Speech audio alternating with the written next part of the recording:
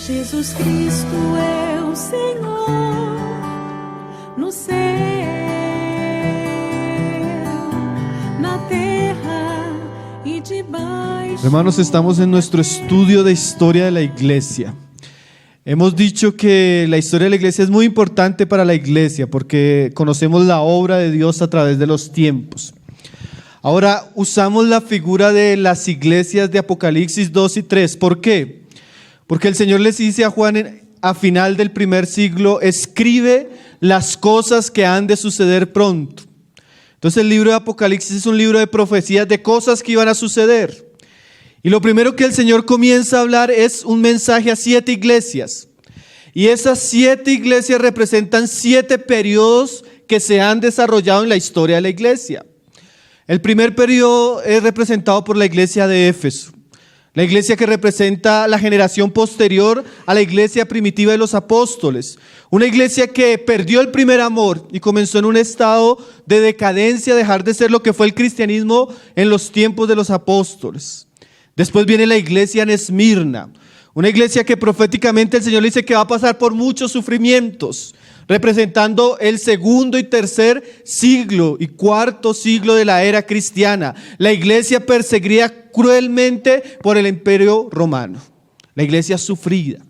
Después de eso viene otro periodo, el periodo de la iglesia en Pérgamo, que es cuando el cristianismo se vuelve la religión oficial. Pérgamo, como enseñamos, significa matrimonio. Cuando la iglesia se casa con el Estado en el periodo de Constantino y comienza a surgir esa apostasía que llegó a ser el catolicismo romano.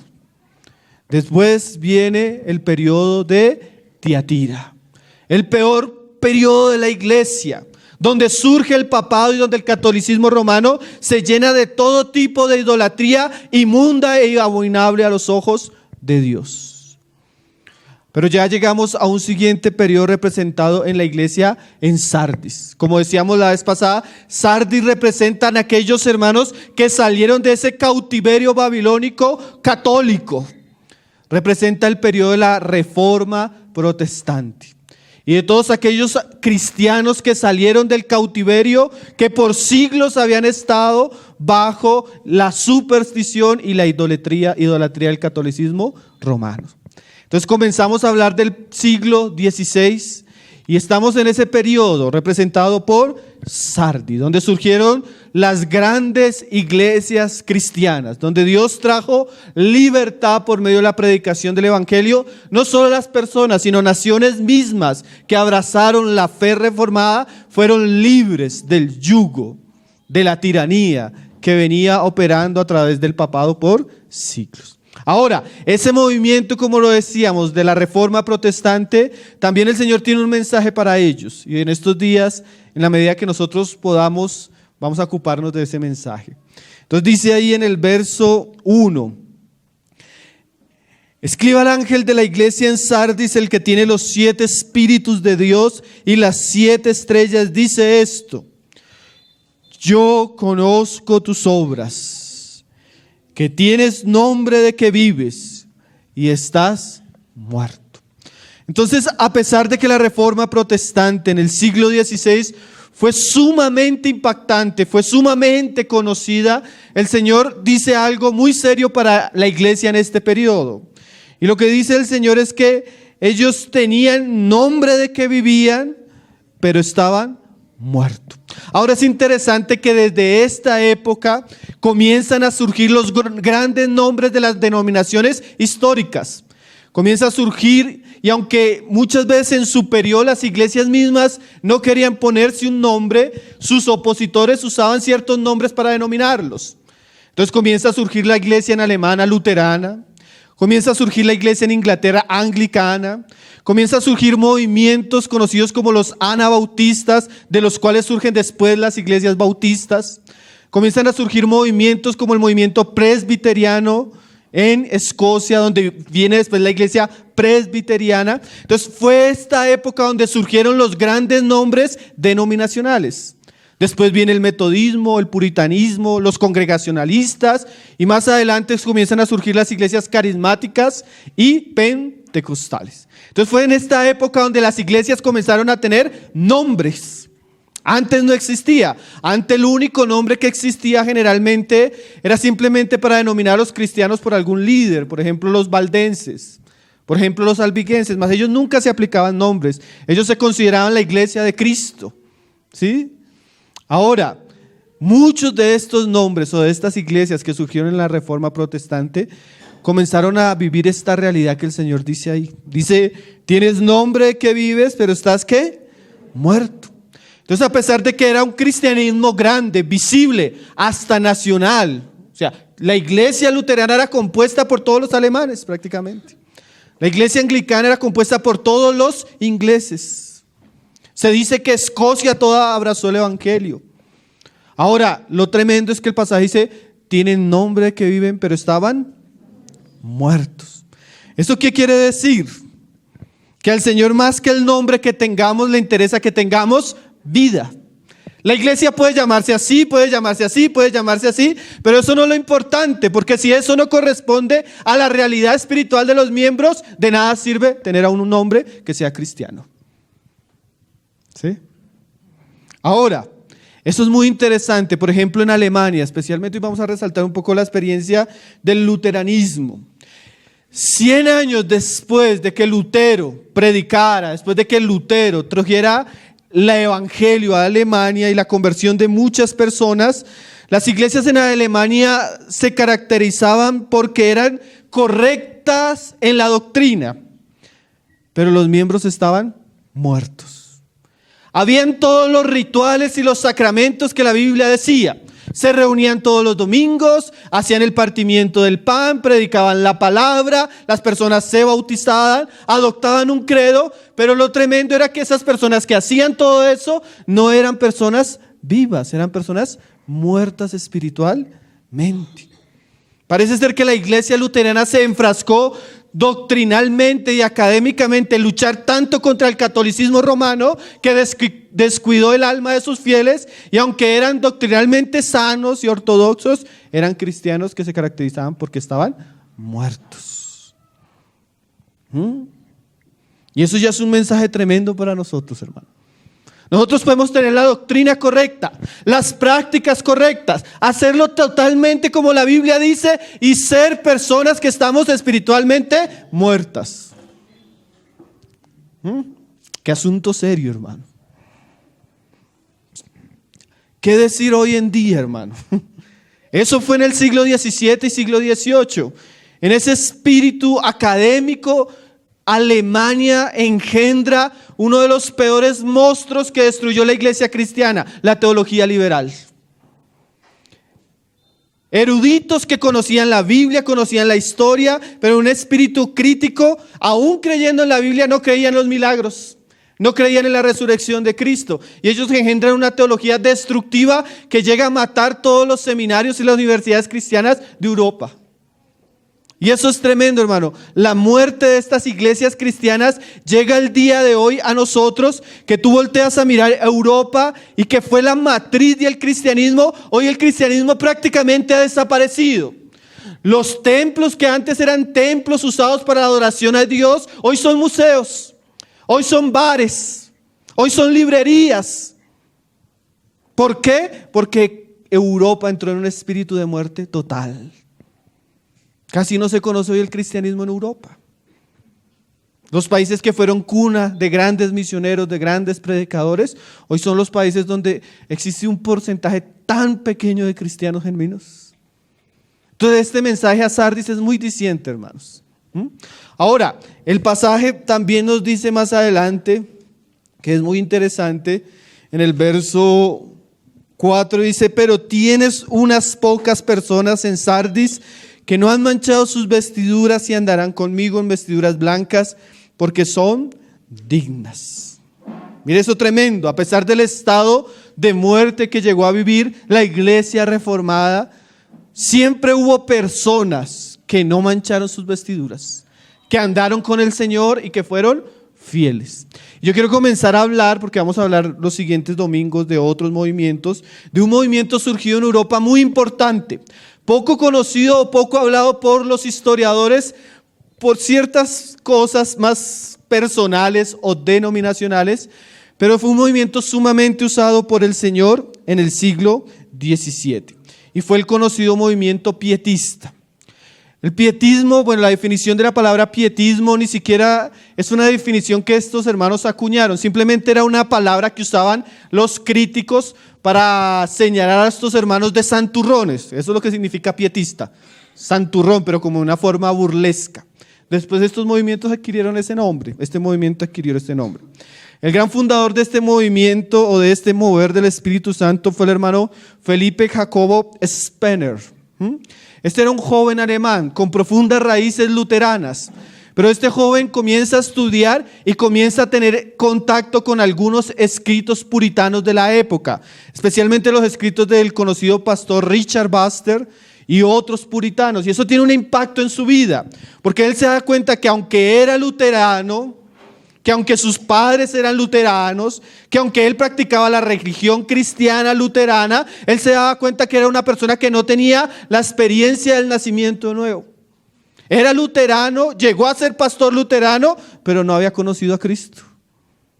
Qué cosa seria, ¿no? Pero eso tiene un impacto tremendo en su vida y él comienza a darse cuenta que el luteranismo está muerto. Aunque repetía las enseñanzas de Lutero, aunque tenía el credo correcto, aunque oficiaban todos los sacramentos como decían las escrituras, estaban muertos la mayoría de alemanes espiritualmente, ¿no? Y él comienza a hacer algo, y esto es bien interesante, hermano, porque ahí comienza el Señor a restaurar la iglesia en un proceso en el cual nosotros aún estamos viviendo. Este hombre dice, tenemos que sacar a los cristianos del ritualismo. ¿Qué es sacarlos del ritualismo? Que los cristianos se habían acostumbrado que su religión cristiana era ir el domingo, sentarse, comer la cena y escuchar un mensaje. Él dice, pero las personas que están haciendo eso están muertas. Necesitamos comenzar a hacer algo. Y él crea algo que él más adelante llama los colegios de la piedad. ¿Y qué era esto? Él comienza a hacer reuniones en las casas y comienza a invitar a los cristianos luteranos para que vengan, oren, lean la palabra juntos, pregunten, mutualicen y hagan alabanzas a Dios. Entonces comienza él a sacar a las personas del sistema clericalista luterano, del sistema ritualista luterano, a llevarlos a la sencillez de la casa para que ellos en las casas comiencen a orar, para que ellos comiencen a leer la palabra juntos, pero ya no es el pastor predicando, sino que cada uno leía, preguntaba, comentaba, y así los cristianos comenzaron a ser despertados. Ese fue el pietismo. Qué interesante, ¿no, hermanos? Ahora, este hermano nunca dejó el luteranismo. Él buscó una reforma interna en medio de la iglesia que tuvo un gran impacto, porque las personas en estas reuniones sencillas de oración, de lectura de la palabra, comenzaron a conocer a Cristo. Y comenzaron a tener experiencias preciosas. Y a diferencia del luteranismo sacramental y ritualista de su época, las personas comenzaron a tener una experiencia transformadora en su vida. Y este movimiento fue sumamente precioso. Ahora, tuvo muchos enemigos. Aún los mismos luteranos comenzaron a perseguir a nuestro hermano Jacobo. ¿Por qué? Porque cuando usted comienza a salirse de un sistema que ya sirve por siglos y usted comienza a hacer algo diferente, las personas como que se aferran a la tradición más que a la verdad y a la experiencia genuina. Y comenzaron a catalogarlo como hereje y comenzaron a perseguirlo. Es más, decían que, porque el luteranismo, como lo enseñó Lutero, él enfatizaba en la justificación por la fe. Lutero decía, no importa lo que hayamos hecho, la sangre de Cristo y la obra de Cristo es suficiente para salvación. Y eso es verdad. Pero Lutero habló hasta ahí. Pero otros reformadores como Calvino o Zwingli comenzó a decir, sí, la salvación es por la fe, pero la verdadera salvación incluye después un fruto que es un camino hacia la santificación. Y Spener entendió eso claramente, entonces comenzó a motivar a los cristianos a vivir una vida santa, consagrada. Entonces los luteranos lo acusaban de un falso luterano, que más bien era un espía calvinista, solo porque comenzó a enseñar estos aspectos que Lutero no enseñaba. Ahora este hombre huye y él llega a la ciudad de Berlín, hermanos. Y en la ciudad de Berlín él funda en la universidad la Facultad de Teología. Y esa Facultad de Teología fue sumamente importante porque se volvió el centro del pietismo para toda Europa. Y de allí encontramos otro hermano que fue sumamente importante para el pietismo, conocido como Augusto Hermann Francke. Este hombre, él era un erudito, pero era un hombre de Dios, hermano, y tuvo la gracia de tener mucha carga y hacer que el pietismo diera un fruto que no había dado en otros movimientos. Y este movimiento se entrega como fruto de su fe a las buenas obras. Entonces allí surgen los orfanatos cristianos. De allí surgen las misiones cristianas. Los luteranos pietistas de Alemania fueron los primeros que tuvieron la carga de enviar predicadores a la India. Los primeros que tuvieron la carga de enviar predicadores a Estados Unidos. Los primeros que tuvieron inclinación de enviar a predicar el evangelio donde nunca se había predicado. Y eso fue muy importante para la historia de la iglesia, hermano. De allí surge, y es que esto es muy interesante, hermano, porque usted comienza a ver cómo el Señor comienza a restaurar su iglesia con pequeños remanentes. De allí surge otro alumno pietista muy importante, conocido como Nicolás Luyendorff van Sindelford. Este hermano fue sumamente importante porque él era un joven rico y él, cuando se convierte a Cristo, él tenía muchas tierras y habían cristianos que estaban siendo perseguidos por toda Alemania. Entonces él hereda estas tierras para que los cristianos comiencen a vivir ahí y comiencen a reunirse. De ahí surge la iglesia de los moravos. Los que conocen la historia de la iglesia, ese nombre es tan precioso y tan importante porque aunque eran grupos de cristianos disidentes de varios países que estaban sufriendo persecución, llegaban luteranos, llegaban calvinistas, llegaban bautistas, pero estos hermanos tenían, por causa de la persecución, que estar juntos. Y mire lo que comenzó a hacer el Señor ahí con este grupo de hermanos. Comenzó a romper las barreras divisoras de las denominaciones. Al comienzo fue difícil, pero este hermano, Nicolás Zinzendorf, era un pacifista y abogó para que los cristianos tuvieran unidad en torno a la palabra, en torno a Cristo, y pudieran soportarse en aquellas cosas que tenían diferencia. Fueron los primeros movimientos que representaron el siguiente estado de la iglesia que nosotros vamos a estudiar, que es Filadelfia. ¿Saben qué significa Filadelfia? Amor fraternal. Los cristianos unidos, amándose no en torno a una verdad o un predicador, sino en torno a Cristo y el amor de Cristo. Y de allí surge una iglesia sumamente preciosa. Los moravos comenzaron a tener 4 cultos al día, imagínense. Y ellos comenzaron una reunión de oración que duraba 24 horas.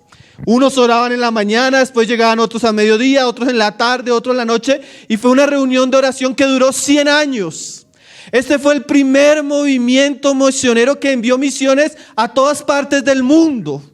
Muchos de estos moravos fueron mártires por causa de Cristo. Muchos de estos moravos, siendo profesionales, doctores, se hicieron esclavos para ir a predicar el evangelio a otros lugares. El Señor tuvo personas que amaron a Cristo y fueron vivas en un ambiente donde la iglesia en general estaba en un estado de muerte. El movimiento pietista. Más adelante, detrás de los siguientes grandes moveres de Dios, estuvieron estos hermanos.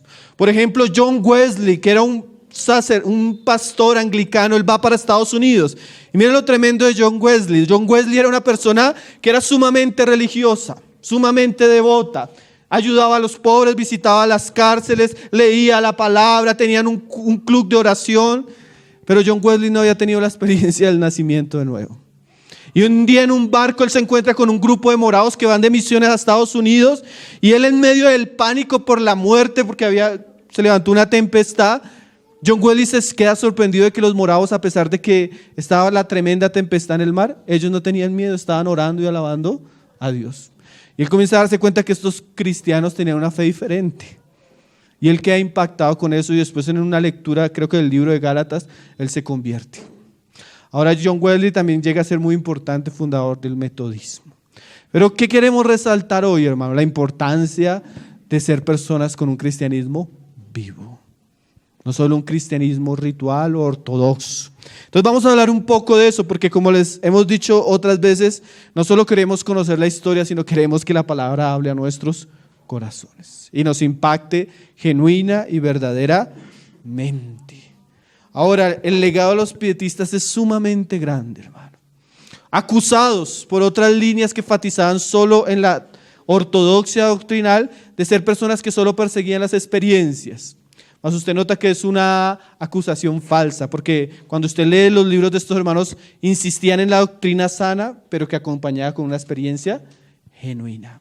Acusados de ecumenistas, pero hay un ecumenismo que realmente es falso, que es peligroso. Cuando usted quiere juntar personas que no tienen la misma fe bajo la unidad que no es en Cristo. Pero cuando usted mira el espíritu de los moravos, era la unidad de cristianos que simplemente estaban divididos por denominaciones. Entonces era un ecumenismo, una unidad verdadera en torno a Cristo, en torno a la palabra, en torno al evangelio. Ahora, de allí surgen las grandes obras cristianas, orfanatos, colegios, misiones. Entonces, en un ambiente donde el luteranismo había caído en muerte espiritual, Dios tenía hombres genuinos, verdaderos. Ahora, vamos a ir al Evangelio de Juan, hermanos. Vamos a hablar un poco de la importancia, porque el énfasis de Spener era la importancia de la conversión o el nacimiento de nuevo. Juan capítulo 3. Y ese énfasis es tan genuino, hermano, y sigue siendo tan genuino en nuestros días, porque puede existir, no solo puede existir, hermano, existe. Hoy en día, aún en el ambiente cristiano, personas que dicen que tienen nombre, que están vivas y están muertas, hermano. Como lo vamos a ver ahora. Había un hombre, Juan 3, verso 1, dice: había un hombre de los fariseos que se llamaba Nicodemo, un principal entre los judíos. Este vino a Jesús de noche y dijo: Rabí, sabemos que has venido de Dios como maestro, porque nadie puede hacer estas señales que tú haces si no está Dios con él. Y respondió Jesús y le dijo: de cierto te digo que el que no naciere de nuevo no puede ver el reino de Dios. Ahora, nosotros a veces hablamos mal de los fariseos, hermano, pero cuando usted estudia el periodo intertestamentario, o sea, el periodo donde se selló el Antiguo Testamento y el Nuevo Testamento, los fariseos fue un movimiento de restauración en medio de los judíos. Un movimiento que procuró volver a la ley, a la obediencia de la ley, cosa que se había perdido en la nación. Solo que ellos cayeron en el extremo legalista, solo que ellos se volvieron también ritualistas. Solo que ellos abandonaron a Dios y enfatizaron en los mandamientos de los hombres. Y este hombre era un hombre religioso, de la principal secta religiosa de la época. Y no solo un hombre religioso, sino que la Biblia nos dice que él era ¿qué? Que él era importante, un principal entre los judíos. Ahora, no solo era religioso, no solo era una persona importante, sino era que una persona que tenía un buen concepto de Jesús. Pensaba que Jesús era un buen maestro y pensaba que los milagros que Jesús hacía era algo que mostraba que Jesús era alguien diferente, que Dios estaba haciendo algo con Jesús.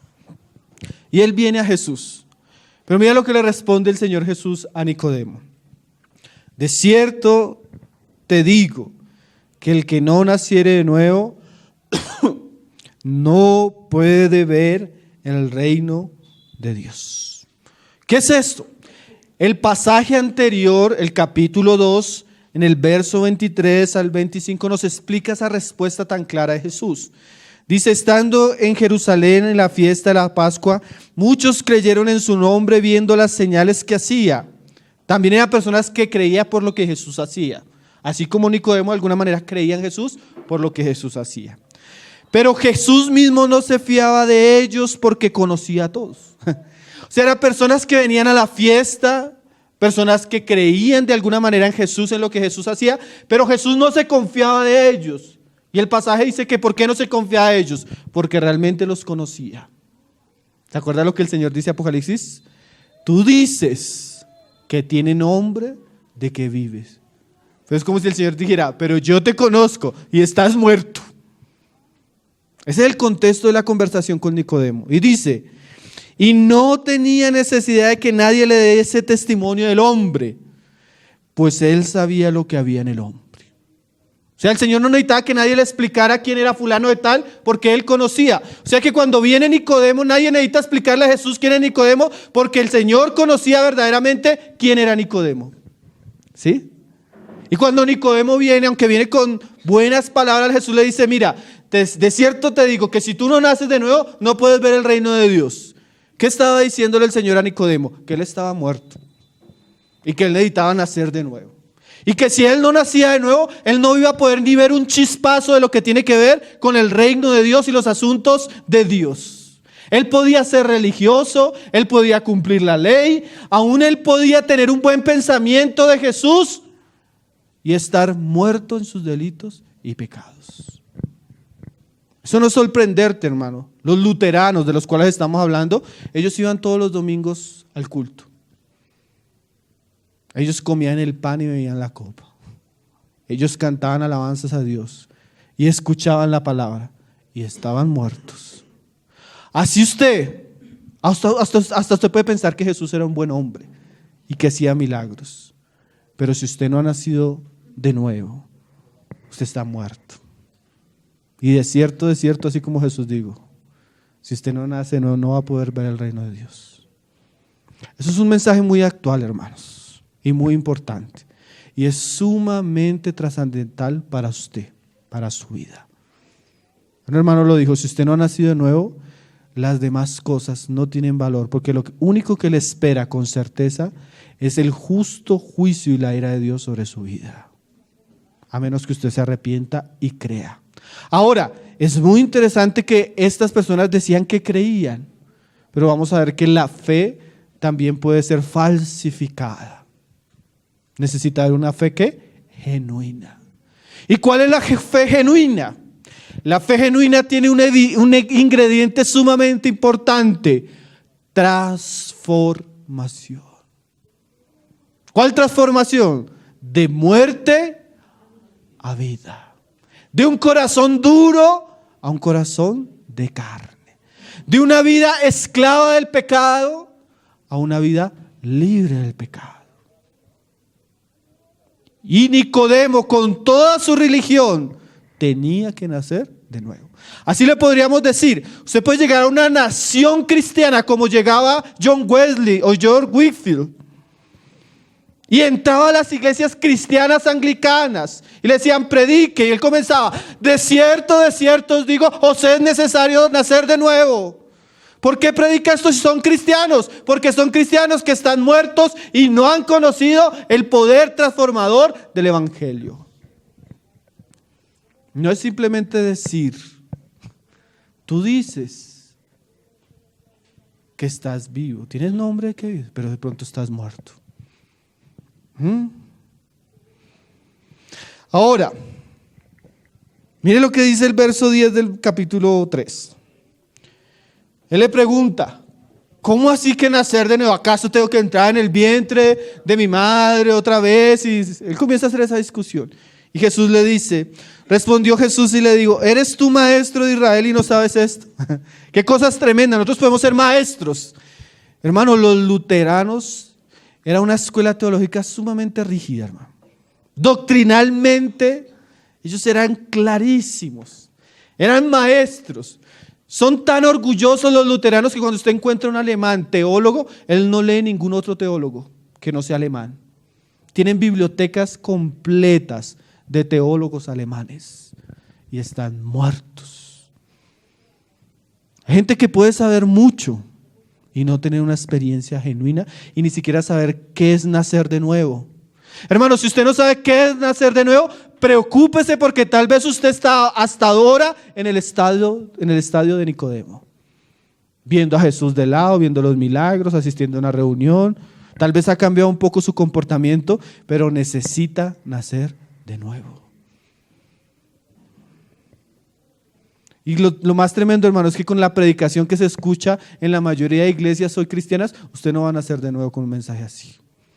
Un mensaje donde le hablan de su prosperidad, de su superación, un mensaje donde le consienten el alma y le hablan cuanta tontería, menos el evangelio de Cristo. Usted no va a tener una experiencia genuina.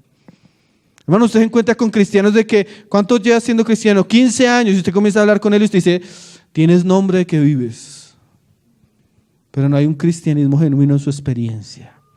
Y eso es tremendo, hermano. Eso es algo tremendo. En el 9 dice, ¿cómo puede hacerse esto? Esa es una buena pregunta. Una pregunta que si usted tal vez, hermano, si usted no le digo hermano, persona que nos visita, que nos escucha. Si usted no sabe cómo es nacer de nuevo, tal vez es que usted no lo ha experimentado. Y usted debería preguntarse, ¿cómo debe hacerse esto? ¿Cómo debe hacerse esto? Entonces mire lo que responde Jesús ahí en el 13. Nadie subió al cielo. Ya comienza a descalificar a más de uno, hermano. Usted para llegar a ver las cosas de Dios tendría que subir al cielo y ninguno de nosotros, hermano. Entonces, ¿cómo es el asunto? Sino el que descendió del cielo. O sea que la salvación no comienza en algo de nosotros, sino comienza en una intervención gloriosa del cielo descendiendo a la tierra. Como nuestro hermano decía en la cena, uno que siendo Dios, estando con Dios, no estimó el ser igual a Dios como algo a que aferrarse, sino que se despojó a sí mismo. Y siendo Dios, ¿qué? Visitó a los hombres. A los suyos vino. No fue que nosotros le buscamos, hermano. Fue que Dios está interesado en salvarnos. De tal manera que envió a su Hijo. El Hijo del Hombre que está en el cielo. Mira que Nicodemo tenía, es que tú haces milagros. Y el Señor comienza a decirle, no se trata solo de los milagros. Se trata de quién soy, de dónde vengo y a qué vengo. Y la principal obra de Jesús no era hacer milagros, hermano. Los milagros simplemente eran una señal para que ellos entendieran que Él era el Mesías Salvador. Muchos se quedaron con los milagros y perdieron su salvación. Eso es tremendo, hermano. Porque no entendieron quién era Cristo ni qué venía a ser Cristo. Y dice,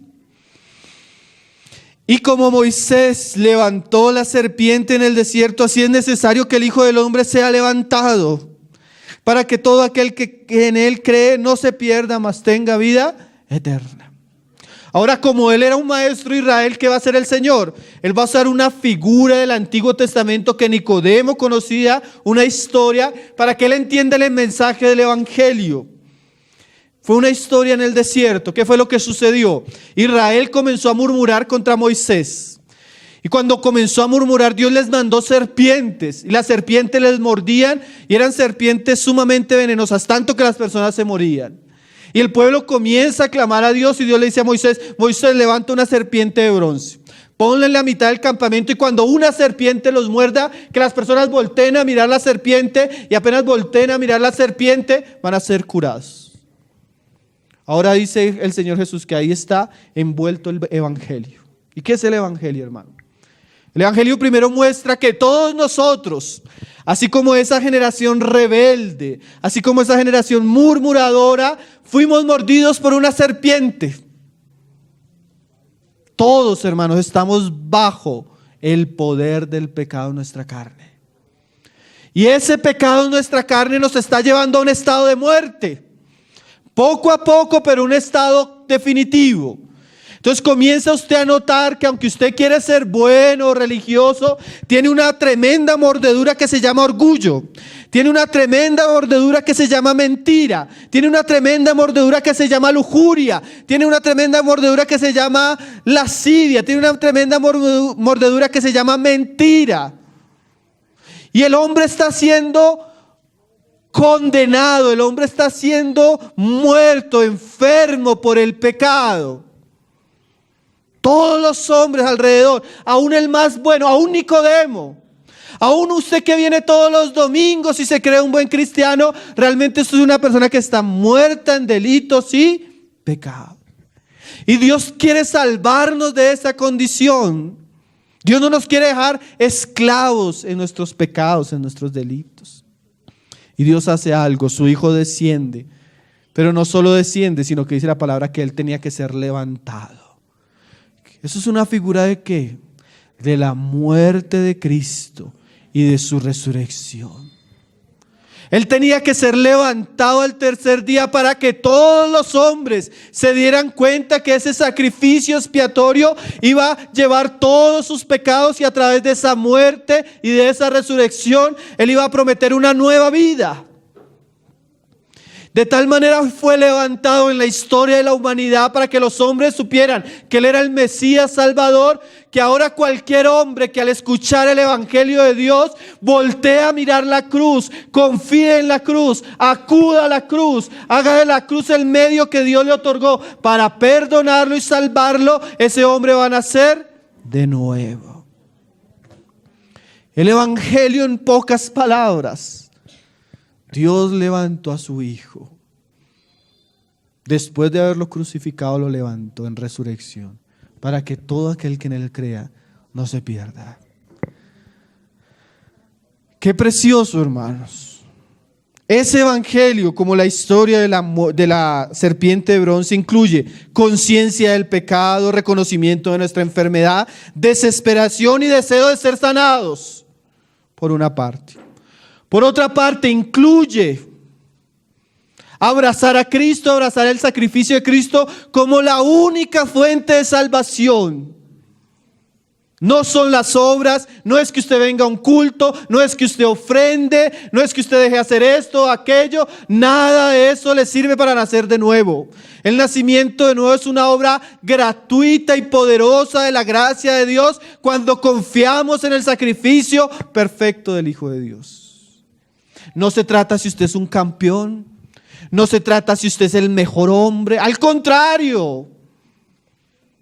Dios vino a salvar lo peor, lo vil, lo pobre. No se trata de que usted prospere. No se trata de que usted salga hoy animado. Se trata de que usted salga arrepentido y convertido. No se trata de que usted vea milagros por fuera. Se trata de que usted experimente el milagro por dentro. El milagro de la transformación. De eso se trata. Porque usted puede tener nombre de que vive y estar muerto. Ahora, eso tiene unos resultados, porque el Señor no nos habla solo del medio, la manera, sino el resultado. Dice ahí en el verso 16, ¿cuál es el resultado? Libertad de la condenación y vida eterna. Porque de tal manera amó Dios al mundo que ha dado a su Hijo unigénito, para que todo aquel que en Él cree no se pierda, más que tenga vida eterna. O sea que si usted cree en Cristo y es transformado por el Evangelio de Cristo, usted tiene certeza de que va a tener vida para siempre, eterna, seguridad. Y ahora el segundo resultado que nos muestra el pasaje desde el verso 19 es que ahora la persona que ha tenido esta experiencia van a manifestar esta nueva transformación o esta vida eterna por su andar. Dice ahí, y esta es la condenación, que la luz vino al mundo y los hombres amaron más las tinieblas que la luz, porque sus obras eran malas. Ahí usted entiende por qué personas no creen. Porque todo el que hace lo malo aborrece la luz y no viene a la luz. Las personas prefieren amar su pecado. Prefieren amar su alcoholismo, su drogadicción, su adulterio, su mentira, que amar a Cristo. Y no les gusta venir a la luz. Una reunión como esta, con una predicación como esta, a muchos les incomoda. Y si le incomoda es porque tal vez no le gusta la luz, porque sus obras son ¿qué? Malas. Mas el que practica la verdad viene a la luz. Entonces la salvación y la vida eterna trae algo, hermano. Transformación y práctica. ¿Práctica de qué? De la verdad. El que practica la verdad viene a luz, para que sea manifiesto que sus obras son hechas en Dios.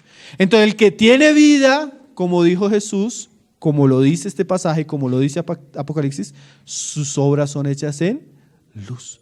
Por un lado, el evangelio verdadero trae certeza de salvación. Por otro lado, trae un fruto de obras que manifiestan que la fe fue genuina. Ahora, vamos a ir a Santiago capítulo 2, verso 17.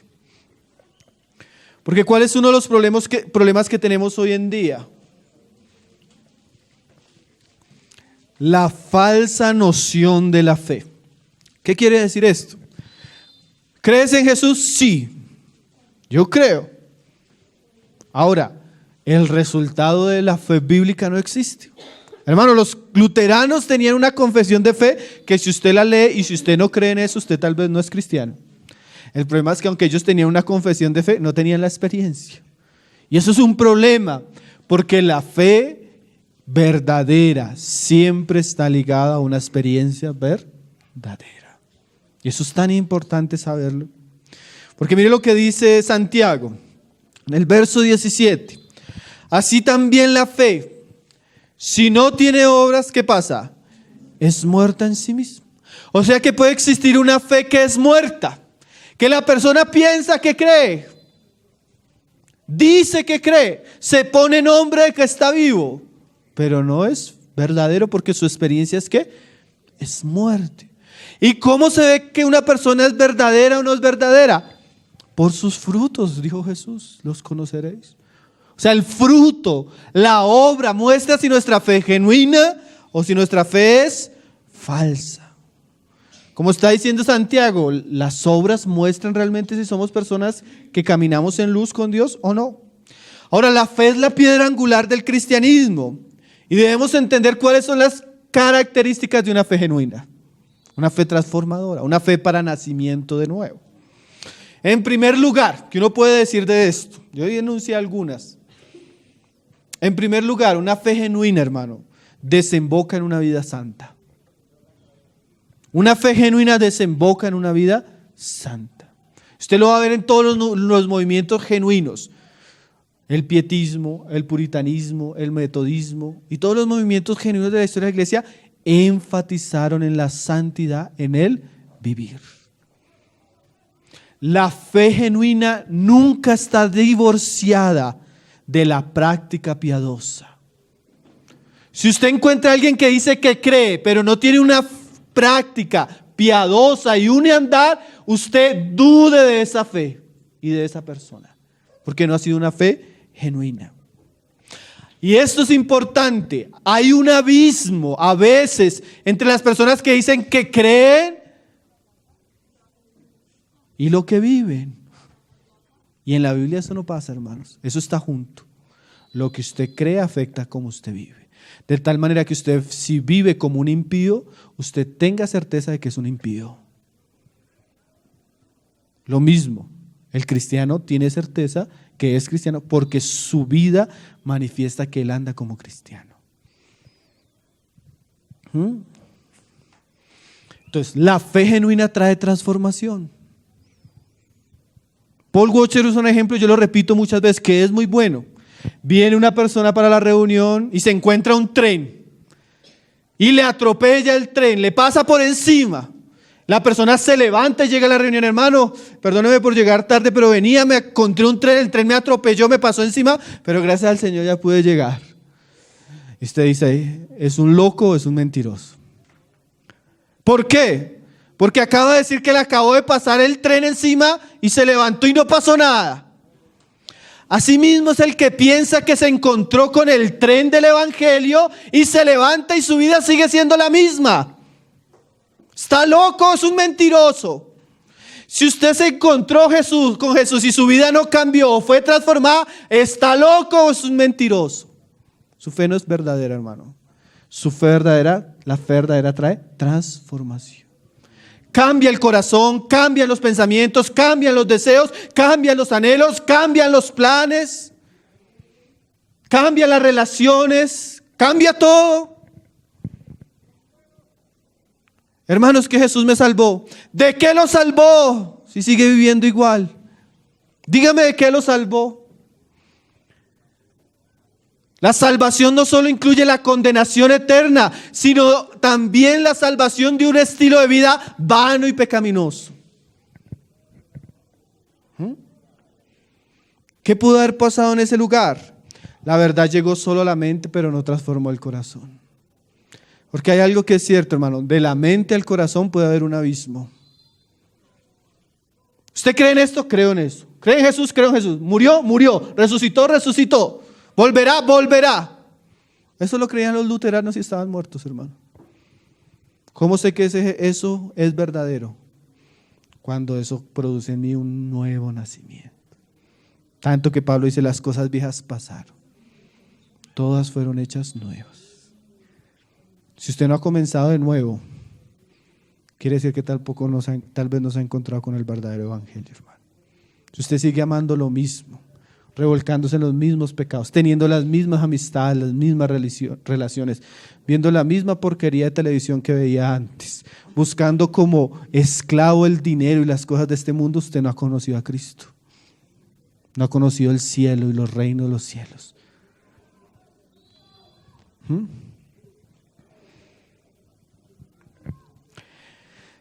Si quiere, léalo conmigo, no pierda Santiago, pero léalo conmigo. 1 Timoteo 6, verso 3.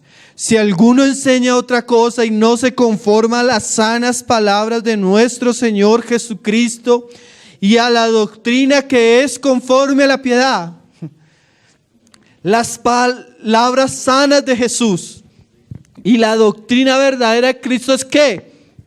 Conforme a la piedad. O sea, no hay sana doctrina, aunque el cascarón sea bueno, si esa sana doctrina no produce vidas piadosas. ¿Sí? La verdadera doctrina produce, hermano, vidas que andan en la piedad. Es tremendo, hermano, cuando usted lee la historia de estos hermanos, eran pastores, predicaban, ayunaban, hacían una cantidad de rituales. Y en última se dan cuenta que lo estaban haciendo en sus fuerzas, que estaban muertos. Porque las personas también pueden tener una inclinación hacia la religión estando muertas. Usted ve los musulmanes, usted ve los católicos, usted ve los hindúes, los gnósticos, los testigos de Jehová, los mormones. ¿Son religiosos o no son religiosos? Y están muertos si no han escuchado el evangelio. La doctrina es conforme ¿a qué? A la piedad. Un hermano cita un caso. Le pregunta al pastor que por qué él está en adulterio y sigue predicando. El pastor le dice, no, pues el problema no es que esté en adulterio. El asunto es que cada vez predico mejor. ¿Cómo así que predico mejor? Sí, la gente es emocionada y salta y todo. Entonces la evidencia de que usted está bien con Dios es que la gente se está convirtiendo o es su experiencia. Eso es muy serio, hermano. Dios usa piedras. Dios usa piedras. Dios puede usar hasta un incrédulo para predicar a otra persona y que se convierta, hermano. Yo he conocido casos de personas que son incrédulas, han orado en el nombre de Jesús y la otra persona se sanó. Y no han tenido experiencia genuina con Jesús. Judas anduvo con Jesús, predicó, expulsó demonios, sanó enfermos, era considerado apóstol y era un hijo de perdición. Tremendo, ¿no? Usted puede estar acá, cantar, servir. John Wesley decía eso, yo predicaba, él era pastor, hasta que se dio cuenta que esos morados tenían una experiencia que él no tenía. Ahora, dijo un hermano, las iglesias hoy están llenas de personas que se dicen que creen, pero que no viven lo que creen. Es una fe muerta. Y Santiago está atacando ese tipo de pensamiento. Segundo, una fe falsa es una fe meramente intelectual. O sea, no que la mente esté mal, hermano, ahí comienza todo. Pero si es una fe genuina, ella va a tener una transformación. No solo que usted entienda algo. Por eso a veces a las personas cuando uno las va a bautizar, uno les debe preguntar, no si cree. Yo no les pregunto, a veces la gente recibió a Cristo en su corazón y todo el mundo dice, sí. ¿Creen esto? Sí. Lo que hay que preguntarle, ¿ese Cristo que recibió lo transformó? ¿Ese Cristo que usted conoció lo transformó? ¿O simplemente información? Hermano, ¿cómo va a decir eso? Mire lo que dice 2 Timoteo 3:7. 2 Timoteo 3:7. Tengo que ir rápido porque estamos sin tiempo. Mujeres, ¿qué dice? Están siempre aprendiendo y nunca pueden llegar al conocimiento de la verdad. O sea que usted puede estar en un proceso de aprendizaje y no conocer la verdad. O sea que la verdad no es solo algo que se aprende intelectualmente. ¿Qué incluye?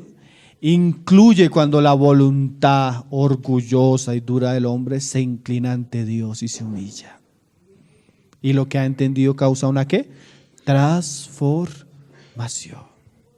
O sea, no se contente con usted entender, porque si lo que usted entiende no lo ha transformado, no es genuino.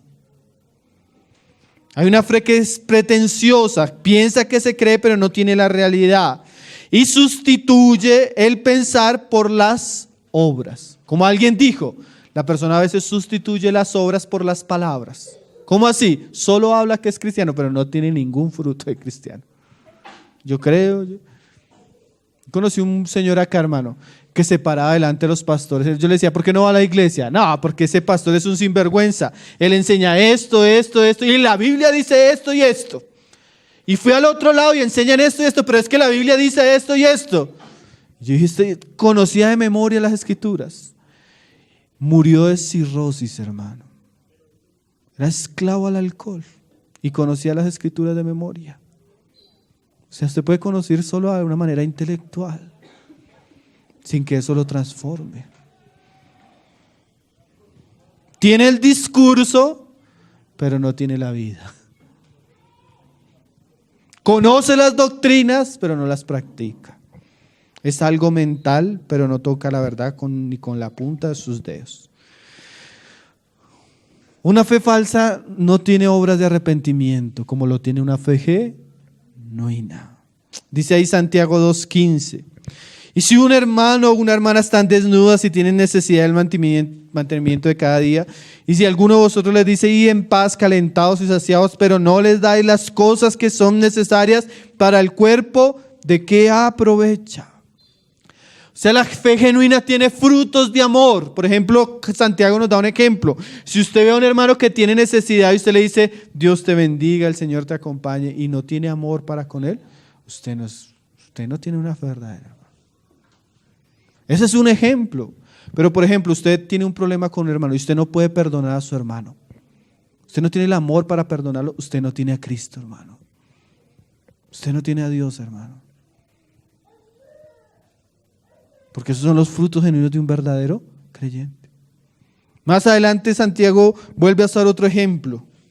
Ahí en el verso 20. Más quiere saber, hombre vano, que la fe sin obras es muerta. ¿No fue justificado por las obras Abraham, nuestro padre, cuando ofreció a su hijo Isaac sobre el altar? Quiere decir que la fe verdadera, ¿qué incluye? Obediencia, sacrificios, lealtad a Cristo por sobre todas las cosas. Entonces el cristiano comienza a decir, oye, yo antes amaba esto, pero ahora por Cristo ya no puedo seguir amando eso. Cristo es mi prioridad. Cristo es mi Señor. Ya puedo poner en el altar de Dios a Isaac, que era lo que antes más amaba. Porque la fe genuina tiene obras. ¿Sí? Y es lo espontáneo. Y esto aquí quiero entrar en un punto bien importante, hermano. Si es genuino, es espontáneo. ¿Qué quiere decir? Que usted no va a necesitar al hermano Pablo, o al hermano tal, o a su papá, o a su mamá, o a su amigo insistiendo, que se reúna. Que por favor vaya el domingo, que por favor ore, que por favor lea la palabra, que por favor ofrende, que por favor se consagre, que por favor deje las amistades del mundo, se lo rogamos. No, eso no es genuino. Genuino es cuando la persona al creer dice, Señor, ¿y ahora qué quieres que yo haga? Ay, yo quiero orar, yo quiero reunirme, yo quiero santificarme. Es algo que espontáneo. No es fruto del esfuerzo de la carne, es fruto de la transformación interna. Como dijo el salmista, si usted no ha llegado a ese punto, de pronto no ha conocido a Cristo, hermano. Mi deseo, mi anhelo es caminar en tus mandamientos, Señor. Mi alma ansía eso, Señor. Si a usted tienen que estarlo ahí empujando, os es necesario nacer de nuevo. De verdad, hermano. Y nos alegra que Dios lo haya traído, como decía Spurgeon la vez pasada, para que usted escuche el Evangelio. Pero el Evangelio trae una transformación, hermano. Amén. Dice, no por obras. La salvación no es por obras, hermano, para que nadie se gloríe, sino por gracia, pero la gracia nos conduce a buenas obras que Dios tiene preparadas de antemano. Miren lo tremendo. Ahí en el 19 dice: ¿tú crees que Dios es uno? Y si usted le pregunta, ¿cree en la Trinidad? Creo. ¿Cree en el Espíritu Santo? Creo. ¿Cree en la resurrección de Jesús? Creo. Y debemos creer. Pero mire lo que dice acá Santiago. ¿Tú crees que Dios es uno? Bien haces. También los demonios creen y tiemblan. O sea que usted puede creer intelectualmente. Pero decía el hermano Hernández Díaz López, pero los demonios a veces tienen una fe superior a algunos creyentes. Porque los demonios creen, o sea, entienden y tiemblan. Y hay cristianos que no tiemblan. Hermano, si yo fuera una persona que no tuviera la experiencia del nacimiento nuevo, escuchando un mensaje como estos, estaría temblando. Ahora, pero hay algo que es cierto, el temblar no es suficiente porque eso hacen los demonios. Necesitan haber obras. ¿Los demonios qué? Tiemblan. Yo he escuchado personas, hermano, yo salí de esa reunión temblando. Yo vi ese milagro y yo temblaba viendo cómo, pero su vida nunca cambió. De nada le sirvió temblar. Porque los demonios también, ¿qué? Tiemblan. Gente que dice, y esa canción en el culto me hizo llorar. Yo conozco personas que han llorado con canciones de Juan Gabriel. No es una cuestión de emociones, hermano. Debe haber una transformación. Debe haber una transformación si es genuina, hermano. Si no es una fe falsa, una fe superficial, una fe vana. Nosotros debemos orar, hermano, para que Dios haga en medio nuestro una experiencia transformadora en las personas. Que usted venga acá pues nos da alegría, pero si su vida no es transformada, el venir acá va a ser una horrenda expectativa de juicio. Después de usted haber escuchado tanto y no haber creído verdaderamente.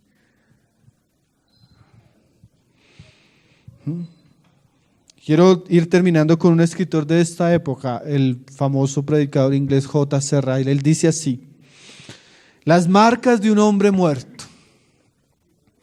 Cuando el corazón de un hombre está frío y despreocupado. Eso ya muestra algo, ¿no? Cuando un muerto, usted lo va a mirar, ¿cómo está el muerto? Frío. Entonces usted, nada, hermano, yo no siento ganas de orar. A mí no me gusta alabar. Yo leo la Biblia y no la entiendo. Y hermano, usted está muerto. Está muerto. Usted está frío. Huele a muerto. Si usted es insensible hacia las cosas de Dios, está oliendo a muerto. No le preocupan sus hermanos, no le preocupan las reuniones, no le preocupa la iglesia, no le preocupa la evangelización, no le preocupa nada. Usted solo vive para tener dinero y va a ir el domingo para ofrendar para que Dios le multiplique ese dinero que ofrendó. Usted está muerto. Está muerto y hiede a muerte. Y necesita arrepentirse y creer. Dice el hermano, cuando sus manos nunca se emplean en hacer el trabajo de Dios. O sea, usted es un cristiano que nunca hace obra cristiana, nunca sirve, nunca trabaja, nunca se dispone para servir a Cristo, usted está muerto. Mire, estos cristianos, hermano, tenían orfanatos, tenían colegios, predicaban el evangelio, hacían de todo, estaban vivos. La vida siempre está en movimiento. Pero si usted se acostumbró solo a venir a escuchar, usted está muerto. Si no hay nada de servicio cristiano en su vida, usted está muerto, aunque tenga la mejor doctrina. Nunca viene a oración, nunca sirve, nunca está en disposición para nada, está muerto. Cuando sus pies no están familiarizados con los caminos de Dios, lo que decíamos ahora. Un cristiano ama hacer la voluntad de Dios. Un cristiano entiende la voluntad de Dios. Un cristiano camina por la voluntad de Dios. Pero si a usted no le interesa la voluntad de Dios, si no usted está viviendo para sus deseos, usted está muerto. Si sus planes no cambiaron cuando entró Cristo a su vida, usted todavía sigue viviendo una vida falsa. Está muerto. Dice el hermano, cuando su lengua es rara vez o nunca usada en oración y en la alabanza. Mire esto. Yo estuve viendo el testimonio de un misionero que llegó a las tribus salvajes y caníbales de Nueva Guinea. Entonces él decía, predicaban el evangelio, después de algunos años comenzaron a convertirse los indios. Sacaban los ídolos, confesaban a Jesús, pero había una señal que era evidente para todos que el indio verdaderamente se había convertido. Porque a veces cuando hay una conversión en masa hay personas que no se convierten. Tal vez usted es uno de esos indios que se ha convertido en masa sin tener la experiencia. Entonces, ¿cuál era la señal para reconocer que un verdadero indio se había convertido? Que cuando entraban a la casa del indio, el indio hacía oración familiar. Oración y adoración familiar. Entonces los misioneros, como los verdaderos indios convertidos, decían, el indio que no ora con su familia, ese es un cristiano pagano. Hermano, ¿cómo está su vida de oración personal? ¿Cómo está su vida de oración familiar? Si usted no está orando, ni levantando su voz para adorar, de pronto usted está muerto. Si usted solo canta aquí en las reuniones, ¿hace cuánto fue el tiempo que estuvo de oración y de adoración que usted derramó su corazón delante de Dios en su presencia, ya solo? Si usted no tiene esto, usted está muerto. Eso está diciendo J.C. Ryle, ¿no? Cuando sus ojos están tan ciegos a la belleza del reino de los cielos y solo vive para este mundo, está muerto. Usted, porque el Señor le dijo, si no nace de nuevo no puede ver ¿qué? El rey. Usted ya vio a Cristo glorificado. Usted ya vio la nueva Jerusalén. Usted ya tiene la esperanza en los cielos.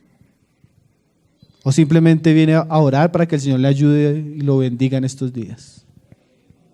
Usted ya vio la eternidad, lo que le espera en Cristo. Y dice el hermano, cuando su mente está llena de las cosas del mundo, pero no tiene lugar para las cosas espirituales. Estas son las marcas presentes de un hombre. Y una palabra, dice la Biblia, correcta para describirlo. Y es que está muerto. ¿Tiene nombre de que vives? Pero estás muerto. Hermano, es tan tremendo leer la literatura de esta época que Richard Baxter tiene un libro que es, todo hermano que quiere involucrarse en el ministerio debería leerlo. Se llama El Pastor Reformado. Muy bueno, hermano. Y él comienza en los primeros capítulos diciendo, si usted quiere ser pastor, asegúrese que es un creyente nuevo. Tremendo, ¿no? Porque hasta la verdad las personas se enfilaban al ministerio sin tener ni siquiera la experiencia. No sea que usted prepare comidas para otros y su alma esté sedienta del evangelio sin conocerlo. Qué palabras serias, ¿no? Qué palabras serias. Porque es verdad, hermano. Si tenemos predicadores muertos que solo son motivadores o de la prosperidad, vamos a tener iglesias muertas. Y Dios necesita hacer una transformación no solo en nosotros, sino en todos los que servimos. Tener un cristianismo vivo, latente, visible, lleno de buenas obras. No que el Señor nos diga, conozco tus obras. Aquí tienes nombre de que vives, pero estás muerto.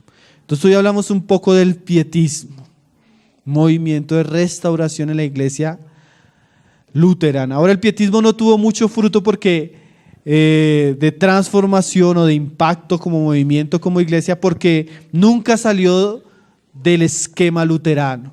Y en últimas el esquema luterano lo absorbió. A veces es necesario salir de ciertos ambientes para que el Señor restaure plenamente su iglesia. Entonces vamos a seguir hablando un poco de estos movimientos que representan la época de la Reforma y las palabras de Jesús para ellos. Pero como les decía, hermano, examínese si a la luz de la palabra realmente usted tiene vida o si todavía estamos muertos. Y si usted está muerto, Cristo es el camino de la salvación. Cristo es el camino de la vida. Nosotros publicamos un libro muy bueno, una síntesis de varios artículos que se llama La verdadera conversión. Si usted tiene dudas sobre su conversión, sería bueno que se examinase a la luz de las Escrituras. Y un libro como esos es muy útil en esos casos. Amén. Vamos a orar. Ao leão de Judá.